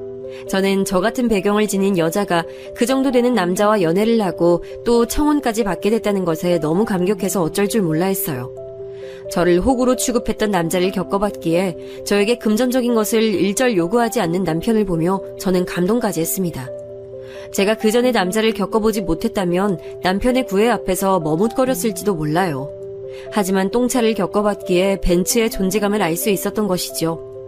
남편이 저를 만났던 시기에 그때 남편은 회사에서 겪은 일련의 사건들로 많이 지치고 힘든 상태였어요.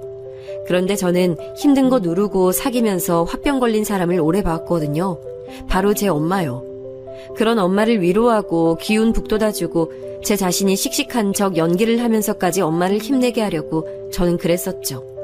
그래서 자연스럽게 남편에게도 그런 행동이 나갔나 봐요. 난 사실 우리가 겹치는 지인이 한 명이 있어서 우연히 만나게 되어 사귀게 된 것일 뿐 우리가 운명적인 사이라고 생각한 적은 없었거든? 그런데 너와 만난 시간들을 곱씹어 보니까 내가 널 만난 건 운명이라는 생각이 든다. 너 아니었으면 난 그때 힘들어서 속이 다 문드러졌을 거야. 너 같은 여잔 내 인생에서 다시는 없을 거란 생각이 들어. 그러니까 내 말은 나하고 결혼해주면 안 될까? 감정 표현에 서툴고 이건 이거라고 가르쳐주지 않으면 모를 정도로 고지식하고 외골수 같은 면모가 강한 남잔데 자기 나름의 최선을 다해서 저에게 진심을 드러내는 모습에 제가 정말 감격했습니다. 그러나 제가 간과하고 있었던 존재가 저에게 자신의 존재감을 드러내며 다가왔으니 바로 제 시어머니 되시는 분이었죠. 우리 아들, 이게 도대체 무슨 일이야? 이런 덜 떨어지고 하등 볼 것 하나 없는 여자하고 넌 정말 결혼을 하겠다는 거야? 아우, 정신 차려, 우리 아들.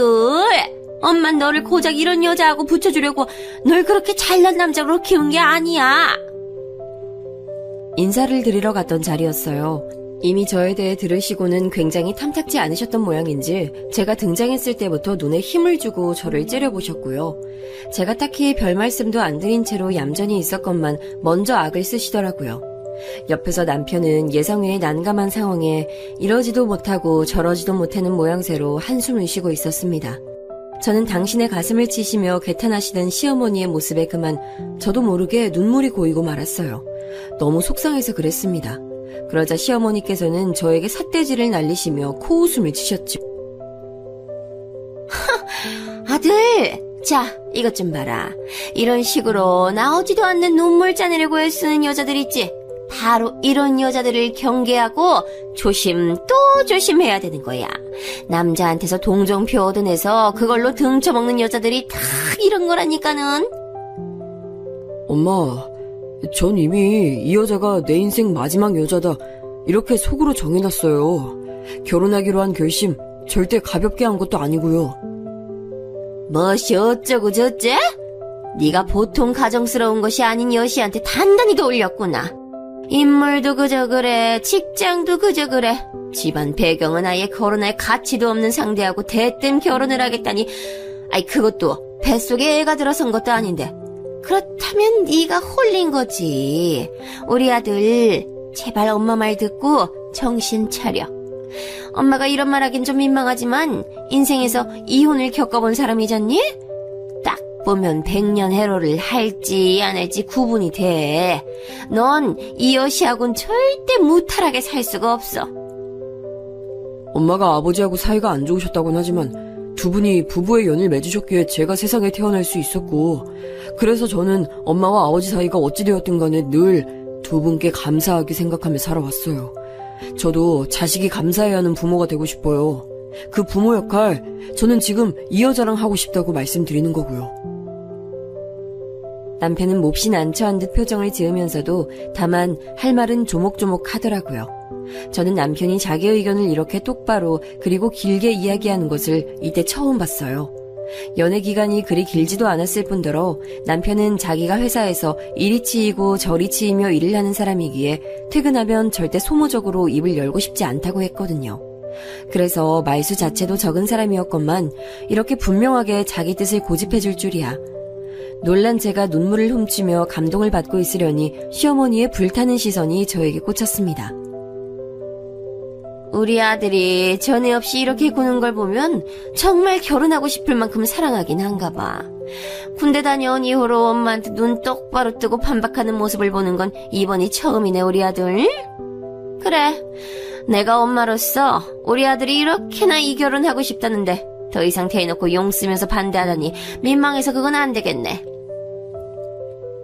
시어머니께서는 못마땅하다는 기색을 감추지 못하시면서도 말씀은 그렇게 해주셨어요. 허락의 의미였죠. 저는 날아갈 듯 기뻐서 이때부터는 행복한 눈물을 흘렸습니다. 옆에서 남편이 저를 달래줬고 그 광경을 보면서 시어머니께서는 남몰래 혀를 끌끌 차시더라고요. 하지만 전 괜찮았어요. 허락만 받으면, 결혼만 하고 나면 시어머니께 잘할 자신이 있었거든요. 친정엄마는 남동생이 자기가 결혼하고 나서도 쭉 모시고 살 거라며 호언장담을 해놓은 상태였으니 저는 결혼해서 저의 시댁에 온전히 발을 빠뜨려도 될 것만 같았어요. 비록 시작은 별로 좋지 못했지만 끝은 화기애애한 고부관계를 꿈에 그리며 저는 어느덧 결혼식을 올리고 난 새댁이 됐습니다. 저 결혼한다고 하니까 엄마가 많이 우셨어요. 너무 좋아서 그러신 거였는데 그 모습을 보면서 반드시 행복한 결혼 생활을 이어나가리라는 다짐을 몇 번이고 새겼습니다. 하지만 저에게 너무 과분하게끔 느껴졌던 멋진 남편과의 달콤한 신호는 제가 상상한 것과는 너무 많이 달랐습니다. 이래서 결혼은 현실이라는 표현이 있구나 싶었어요. 회사 근처에서 자취생활을 해왔던 남편은 자취방에서 정말 잠만 잤었거든요. 회사에서 밥이 나오니까 대부분 끼니는 밖에서 해결을 했고 자취방에서는 일절 무언가를 하지 않았어요. 청소도 제가 아주 가끔 자취방으로 놀러가면 해줬고 시어머니께서 일주일에 한 번씩 꼬박 들르시며 청소해 주신 것으로 압니다. 이런 남자하고 같이 생활을 하게 됐으니 자연스레 집안일의 몫은 저에게로 떨어졌어요. 그런데 제가 또 그런 것에는 이골이 날 대로 난 사람이라서요. 요리부터 빨래, 온갖 청소를 도맡아서 했습니다. 저도 남편만큼 좋은 곳은 아니어도 직장에 다니는 몸이었기 때문에 퇴근하고 나면 정말 피곤했어요. 그리고 저도 더 어린 나이일 때야 체력으로 밀어붙여서 하는 것들이 많았지만 이제 나이가 좀 들었더니 피로가 금방 쌓이더라고요. 생각과 의욕대로 몸이 안 따라와주는 것을 느끼면서 스스로 좌절감도 들었습니다.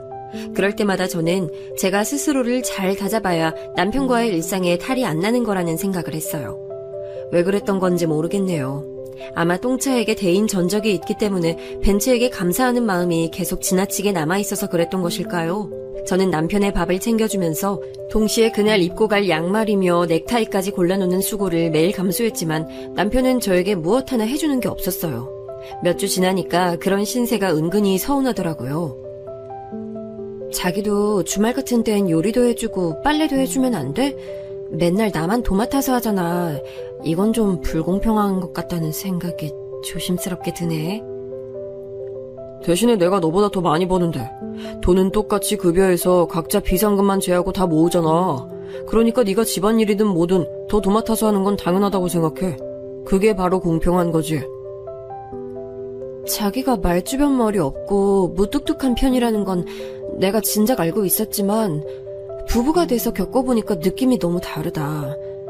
자기는 사람을 잘 서운하게 만드는 스타일인 거 알고 있어? 갑자기 왜 얘기가 그런 식으로 튀어? 감정적으로 구는 거 난 진짜 별로야.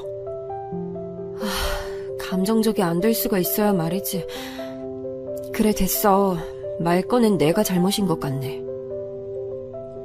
저는 남편에게 섭섭한 마음이 들 때면 제가 자라면서 보아왔던 엄마의 고충을 떠올리고는 했죠. 도박으로 빚만 계속 지고 온 주제에 술까지 계속 찾아대며 술독에 빠져 살았던 아버지는 다정함이나 배려심 따위 짓불도 없는 행동만을 일삼으셨고 엄마는 그래서 저희 남매 눈에 늘 외롭고 고독한 분으로 보이셨어요. 엄마 고충에 비하면 이건 아무것도 아니라는 생각을 하며 애써 씩씩해지려고 했습니다. 그러나 그런 노력은 점차 짓밟히기 시작했어요. 바로 시어머니 때문이었는데요. 제가 결혼을 하며 화기애애한 고부관계라는 미래를 꿈꿨듯이 시어머니께서도 다짐하셨던 게 있는 모양이에요. 제 짐작으로는 마음에 안 드는 며느리 괴롭히기 정도가 아니었을까 싶습니다. 결혼하고 신혼여행을 짧게 다녀와서 일상으로 복귀한 뒤 딱 보름이 지났을 때였어요. 주말 아침부터 시어머니께서 저를 호출하셨습니다. 주말이라서 그나마 늦잠을 자보려고 했던 저는 당장 일어나서 준비하고 시댁으로 튀어갔죠. 그랬더니 시어머니께서 부엌에 가지가지 식재료를 늘어놓고 계신 게 보이더라고요. 굼벵이 고기를 삶아 먹었나? 왜 이렇게 늦게 와? 얼른 손 씻고 여기 있는 재료들로 만두 좀 빚어봐. 김치는 저기 락앤락통에 있는 포기김치 쓰면 되고, 알지? 난 주말이라서 동네 지인들하고 목욕탕 다녀올 일이 있으니까 그 사이에 많이 해놔야 돼. 네? 갑자기 만두라니... 무슨 말씀이세요, 어머님? 제가 웬만한 요리들을 다 하긴 하는데 만두는 딱히 직접 만들어 본 기억이 없어요. 안 만들어봤으면 인터넷 보고 찾아서 하면 되지. 나이든 나도 할 수 있는 발상을 너는 왜 못해? 고졸이라고 티내는 건가? 하여간 머리 나쁜 애들은 이게 문제야. 나 돌머리예요 하고 티를 못 내서 한다리거든. 만두피 만드는 밀가루는 서랍장 안에 있으니까 찾아서 써. 갔다 와서 얼마나 잘 해놨는지 어디 한번 보자. 이거 큰일 났다 싶었죠. 딱 보기에도 재료가 너무 방대해서 도저히 혼자 할 수 있는 양이 아니었어요. 그리고 저는 정말로 만두를 빚어본 적이 없었거든요. 감이 안 잡혀서 시어머니께서 콧노래를 흥얼거리시며 목욕탕 외출을 떠나신 이후 저는 인터넷으로 만두 만드는 방법을 검색하고 정하느라 대략 30분 정도를 허비해버렸어요. 시간을 확인하고는 깜짝 놀라서 김치부터 썰기 시작했네요. 간신히 만두소를 대충 만들고 만두피 반죽하고 있을 때 시어머니께서 돌아오셨습니다. 저는 긴장으로 굳어 있었는데 부엌으로 곧장 들이닥치신 시어머니께서는 경과를 눈으로 찬찬히 살펴보시고는 이내 저에게 다가오셔서 제 이마에 아픈 딱밤을 놓으셨어요. 꿍 하는 소리가 나면서 골이 깨질 듯 아팠죠. 눈물까지 고여서 시어머니를 쳐다봤는데요. 시어머니께서는 그런 저를 보시며 헛웃음을 터뜨리셨습니다. 반죽을 먼저 해놨어야지. 그래야 더 쫀득하고 맛있게 되는 건데, 아유, 너는 반죽, 숙성 이런 것도 네 엄마가 안 가르쳐준 거야? 그럼 여태까지 뭘 배우고 큰 거야? 제가 한창 집에서 부엌일 많이 하던 시기에 저희 친정엄마가 밀가루로 만드는 요리를 거의 안 하시는 바람에 제가 배울 기회가 없었어요. 네 엄마는 몸도 성치 않다고 하더니 정말 쓸모를 발휘하지 않으며 사는 사람인가 보네.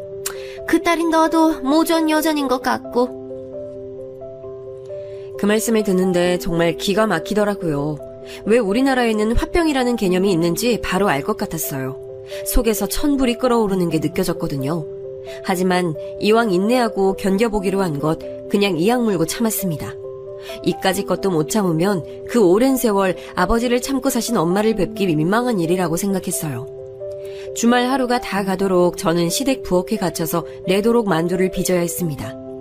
해가 떨어진 저녁 시간이 돼서야 시댁에 남편이 도착했어요. 집에서 뒹굴거리며 푹 쉬다가 온 느낌의 얼굴이더라고요. 제가 만두 다 빚은 현장을 치우고 있는 와중이었는데 그런 저를 보면서 별말 안 하더군요. 그날 빚은 만두를 쪄서 저녁으로 먹는 와중에도 별다른 소리를 안 했고요.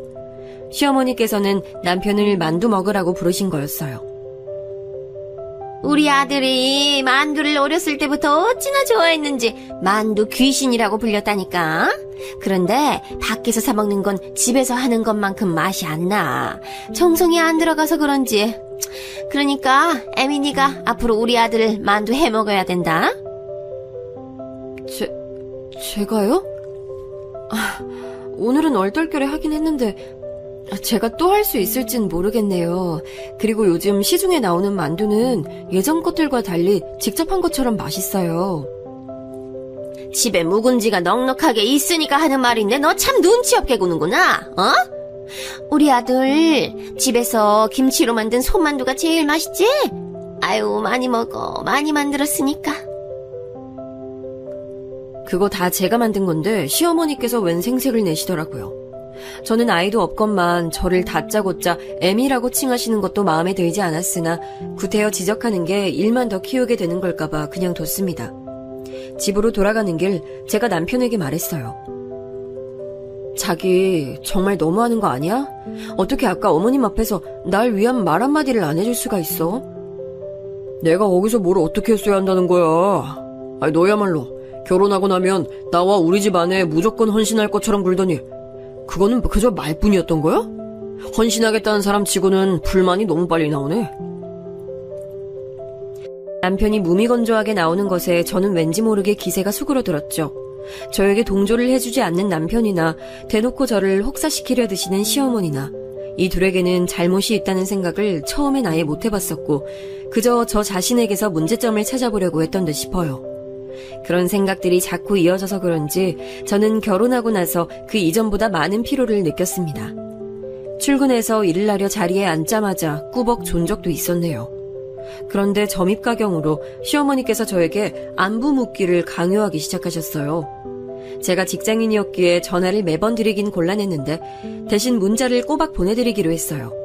그러자 이틀 만에 저에게 전화를 거셨습니다.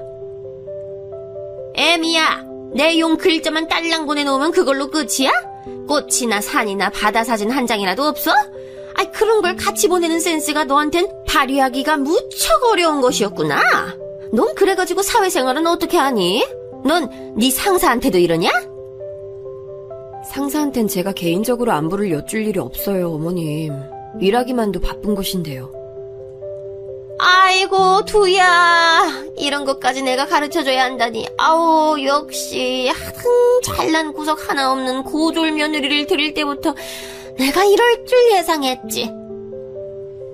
신혼 단꿈에 젖어 있어야 할 시기였건만 저는 속이 갑갑해왔습니다. 상대방이 저를 너무 안 좋게 낙인 찍어놓고 사사건건 시비를 걸어오니까 저도 버틸 의욕이 점차 떨어지더라고요. 그래도 묵묵하게 견뎠고 이런 거 못 버티면 우리 엄마 따위도 아니라는 생각을 하면서 매일 시어머니의 요구에 맞춰서 정성스러운 안부 문자도 보내드렸습니다. 그리고 얼마 후 새로운 난관에 봉착했죠. 애미야, 너 오늘 아침에 우리 아들 끼니로 못 차려줬니? 우리 아들 아침밥 든든하게 먹고 일 나간 거 맞지? 아, 오늘은 계란 후라이하고 치즈 먹고 나갔어요. 목이 까끌거려서 밥이 안 넘어간다고 하더라고요. 뭐야? 우리 아들 목이 까끌거려? 그거 피곤해서 감기 걸릴 때 나타나는 증상인데 우리 아들은 원체 튼튼해서 감기 안 걸리는 몸이건만 너랑 같이 살다 보니까 면역력이 다 떨어져서 그렇구나. 아유, 속상해. 너 오늘 저녁밥 못 차릴 거야. 우리 아들한테 보양식 한 상 차려낼 거지? 양심이 있으면 그렇게 해야지. 제가 오늘은 하필 퇴근이 좀 늦는 날이라서요. 이런 날이 정말 드문데 하필 딱 오늘이 늦는 날이에요. 제가 내일이나 주말 보양식 잘 차려낼게요.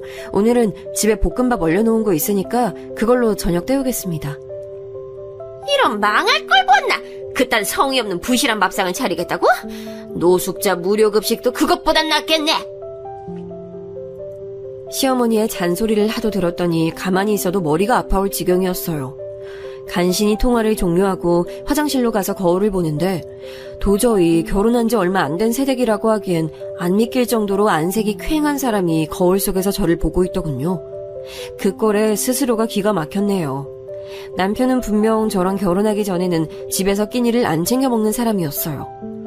그런데 결혼하고 나니까 회사에서 먹어도 되는 저녁밥을 굳이 생략하고 퇴근했고 대충 때우거나 말거나 양자택일이었던 아침밥도 뭐라도 챙겨 먹길 원했죠. 참 이상한 일이죠. 왜 결혼하고 나면 갑자기 집에서 끼니를 챙겨 먹어야 하는 걸까요? 그런 생각을 가지고서 남편을 며칠 관찰하게 됐는데 문득 제가 가정부도 아닌 노예 같다는 느낌이 들었습니다. 아침에 남편보다 일찍 일어나서 부엌으로 달려가서 뭐라도 준비해내고 남편 씻는 동안 출근 복장 챙겨주고 남편이 아침밥 먹는 사이에 저 얼른 씻고 부랴부랴 나와서 덜 마른 머리 문지르며 남편 출근길 배웅해주고 부엌 치우고 저 급하게 출근 준비 마치고 일터에 가서는 오전 시간 전에 시어머니께 안부 문자로 정성스레 남겨야 했죠. 퇴근하면 숨이 턱까지 차오르게 집에 일찍 와서 저녁밥부터 차리고 집안일도 싹 해놔야 했습니다. 저에게 있어서 진정한 저만의 시간, 자유는 제가 잠들어 있는 7시간이 전부였죠. 이러는 게 맞나? 이렇게 사는 게 맞나? 이런 갈등이 자꾸만 들었어요. 분명히 제가 복잡한 고민으로 얼굴빛 안 좋아진 걸 봤으면서도 남편은 일 키우기 싫다는 건지 아주 이를 악물고서 저를 외면하더군요. 그러던 중에 맞이한 주말, 저는 시어머니의 호출에 또 마지못해 시댁으로 갔습니다. 남편은 주말에 푹 쉬어야 하니까 일찍 불러서는 안 되지만 저는 마구 불러내도 되는 존재로 시어머니께서는 인식을 하고 계시더군요. 베란다에서는 커다란 마늘 포대가 있었어요. 저는 하루 종일 베란다에 거의 갇히다시피 한 채로 그 많은 마늘을 까야 했습니다. 너 같은 단순한 머리한텐 이런 단순 노동이 최고야. 어때? 적성에 맞지? 난 주말이라서 지인들하고 차 한잔 마시고 와야겠으니까 나 다녀올 때까지 많이 해놔야 한다. 제가 대답할 틈도 없이 시어머니께서는 당장 겉옷을 챙겨 드셨죠. 그러더니 걸려온 전화를 받으셨는데 제가 정확히 내용은 듣지 못했지만 시어머니께서 전화 상대방에게 며느리년이 찍소리도 못하는 천치라서 내가 오늘도 부려먹는다는 식으로 말씀을 하시는 것 같았어요. 깔깔 웃으시면서 통화를 하는 시어머니께서 나가신 시댁, 저 혼자 적막에 남겨져서 마늘을 까는데 눈물이 줄줄 나더군요. 마늘이 맵다는 핑계로 그 자리에서 많이 울었어요. 이상하게 엄마 생각이 많이 나서 더 그랬네요. 마늘 껍질을 정리하려고 빗자루를 찾던 저는 불현듯 찾아온 깨달음으로 몸서리를 쳤습니다. 예전에 같이 아르바이트를 했던 저와 한때 친했던 언니와 저는 매장 바닥을 함께 쓸고는 했었거든요. 그리고 그 언니가 저에게 남겼던 충격이 뭐였는지 정말 오랜만에 되새겨보게 됐어요. 남들 눈에는 지금의 내 모습이 인내심 강하고 착한 게 아니라 답답한 혹으로 보인다는 걸까? 저를 등쳐먹었던 옛 남자도 떠오르면서 저는 생각을 고쳐먹기로 했어요. 내내 참고 살았지만 결국 아버지가 사고로 돌아가시기 전까진 해방이라는 걸 맛보지 못하셨던 엄마. 온갖 헌신을 다했으나 결국 저에게 돌아온 건 배신과 조롱뿐이었던 옛 남자와의 연애. 그런 걸로 밀어보건대 제가 지금 시어머니께 한없이 숙이면서 비위를 맞추며 산다고 한들 얻어지는 것이 아무것도 없는 결말일 거라는 가정이 들면서 소름이 돋았습니다. 마늘 깐 자리를 싹 치우고 난 저는 시어머니를 기다리지 않고 먼저 나가버렸어요. 그리고 이왕이면 주말을 만끽하고 싶어서 카페에 가서 커피를 즐기며 사람들 구경이나 실컷 하다가 집으로 돌아갔습니다. 소파에 늘어져서 텔레비전이나 보고 있었던 남편이 저한테 그러더군요. 나 배고픈데 우리 저녁은 언제 먹어? 저녁 못 차려줄 거야. 메뉴 뭐야? 고기? 생선? 참 이상하지. 그냥 내 마음만 살짝 바람 부는 대로 바뀌었을 뿐인데 자기가 떠드는 입이 입처럼 안 보이고 주둥이로 보인다. 난 카페에서 지금 뭐 먹고 오는 길이라서 저녁 생각 딱히 없어. 자기가 먹고 싶은 거 있으면 알아서 차려 먹어. 그러자 남편이 깜짝 놀랐는지 몸을 바로 앉더군요. 저를 보는 눈빛이 마치 술이라도 마셨나 하는 느낌이라서 피식 웃음이 났습니다. 저보다 여러모로 잘난 남자, 그것 하나에 얽매여서 제가 노예라도 되는 것처럼 자초하고 지난 몇 달을 살아왔다는 점이 너무 씁쓸하더라고요. 남편을 사랑하지 않은 건 아니었으나 이 결혼 생활에서 제가 뭘 얻고 있는지 누가 묻는다면 저는 대답할 수 있는 말이 없었어요. 심란함을 느끼던 저는 직장에 연차를 하러 냈고요. 그날은 늦게 일어나서 남편 아침밥도 안 챙겨주고 그냥 계속 잤어요. 오전 10시쯤 일어나서 습관적으로 부엌에 가봤다가 냉장고 청소를 홀린 듯이 시작했는데 시어머니께서 들이닥친 건 그때였습니다. 김치 옮겨 담는 작업하다가 말고 현관으로 나가본 저의 머리채를 시어머니께서 바로 잡으셨어요. 이 배은망덕한 거사. 너 요 며칠 나사가 빠져가지고서는 너 같은 걸 받아주는 은혜도 다 잊고 망나니처럼 굴어? 어머니, 이거 놓으세요. 대체 뭐가 불만이 있으셔서 저에게 이러시는 건지 저는 모르겠습니다. 불만이라고 한다면 네 존재 자체가 난 애초에 불만이었지 이거사. 납작 엎드려서 달달 떨며 살아야 하는 주제 어디서 기가 산 모습을 보여. 너 오늘은 아예 우리 아들한테 아침밥도 안 차려줬다면서. 내가 우리 아들한테 그 얘기 듣고 하도 어이가 없어서 몸소 출동했다. 시어머니께서는 제 머리채를 잡을 때만큼이나 아주 거칠게 놓아주셨어요. 휘청거리던 저를 지나쳐서 시어머니께서는 냉수를 찾으시며 부엌에 들어가셨고 그런 와중에도 계속 입으로는 떠드셨어요. 우리 아들 끼니 잘 챙겨주고 바닥에 머리카락 한 올 안 떨어져 있게 청소 잘하고 옷에 얼룩 하나 안 남게 빨래 깨끗하게 해놓고 나에게 극진히 효심을 다하고 이런 기본적인 것들만 지키고 살아도 문제가 안 될 건데 너는 하등품이라 그런지 영 못마땅하네. 출근하는 자기서왕 아침밥 거르게 하는 여자가 어디 있어. 넌 네 엄마가 너 그렇게 가르치든? 네, 그렇게 배웠고요. 제가 아무래도 이런 것도 배운 것 같아요. 시어머니의 망발에 화가 머리끝까지 차오른 저는 결국 꺼내놓았던 김치통 안에 김치를 잡아서 그걸로 곧장 시어머니의 얼굴을 가격했습니다. 코와 입에 김치 양념이 가득 묻은 채로 시어머니께서 비명을 내지르셨죠. 너 지금 이게 뭐 하는 짓이야? 너 미쳤어? 이혼당하고 싶어서 환장했구나. 어머님, 나이는 어디로 잡수셨어요? 그 나이 잡수시고 아나무인으로 구시는 거 안 창피하세요? 며느리에게 막말 던지시고 나면 속이 좀 풀리세요? 더 이상 이 빌어먹을 며느리 노릇 안 할래요. 잘난 아들 그 품에 고이 돌려드릴게요. 진작 반품했어야 하는 하자 상품이었는데 제가 이제서야 반품 접수를 하네요. 뭐야? 우리 아들이 하자 상품? 내가 어떻게 말 한마디 대꾸 한번 제대로 못하고 지냈으면서 어쩜 태도를 이렇게 바꿀 수가 있어. 당황하신 시어머니의 모습을 보자 저도 모르게 웃음이 나오더군요. 김치를 던지고 말았을 때보다도 당황한 그 얼굴을 보는 쪽에 저는 속이 더 시원했어요. 차마 저 같은 것이 이혼을 결심했을 거라곤 상상도 못하셨다는 그 반응이 웃겼습니다. 제가 웃으니까 점점 더 넋이 빠지시던데 그럴수록 저는 더 웃겼죠. 저는 간단히 제 짐을 얼른 챙겨서 그 집을 나왔어요. 그리고 면목 없게도 엄마에게 갔습니다. 남동생은 출근하고 없었네요. 평일 그 시각에 갑자기 찾아온 딸. 초췌해진 몰골인데 표정엔 후련함이 엿보이고 있었으니 그것만으로도 엄마는 알아차리셨나 봅니다. 잠깐 놀라셨다가 이내 옅게 미소를 지으시며 제 손을 꼭 잡아주셨으니까요. 저 역시 그것만으로도 엄마가 제 상황을 눈치채셨음을 알았죠. 서로 별다른 대화도 나누지 않고 점심으로 라면을 끓여 먹었어요. 엄마, 이러고 있으니까 옛날 생각나요. 아버지가 술 드신 다음날 해장으로 라면 찾아서 그때만큼은 우리 네 식구 모두 둘러앉아서 밥 같이 먹었었죠. 메뉴는 라면과 찬 밥, 늘 똑같이요. 마침 나도 그 생각 중이었어. 그땐 그런 것마저도 나름의 가족의 행복이라며 여기려고 애를 쓰며 살았던 것 같아. 하지만 지금 돌아보니 부질없는 것들이 투성이었고 자식들 행복만 생각했어야 했는데 내가 판단이 어리석었지. 난 그래서 네가 이혼을 하든 뭘 하든 그저 행복한 길로 갔으면 좋겠어. 엄마 목소리에 울컥해서 눈물 참느라 혼났네요. 늘 개운하지 못하고 지지부진하게 달려온 게 제 인생 같았고 잘못 꼬인 탈애들이 너무 많았으나 중요한 건 앞으로라는 생각이 들었습니다. 제 편이 되어주기엔 무리가 있는 것 같은 사람, 남편하고 이혼 과정에 돌입했어요. 사실 시어머니와 남편이 함께 찾아와서 저와 허심탄회한 대화를 나눠보자며 청했지만 남동생이 험악하게 표정을 굳히자 둘 다 깨갱하며 꼬리를 말고 금세 돌아섰습니다. 저에 대한 애정은 겨우 그 정도였다는 거겠죠. 그걸로 저는 남편에게 지니고 있었던 미련을 떨쳐냈어요. 시어머니께서는 여전히 상황이 믿어지지 않으신다는 것처럼 저에게 자꾸 문자를 남기셨어요.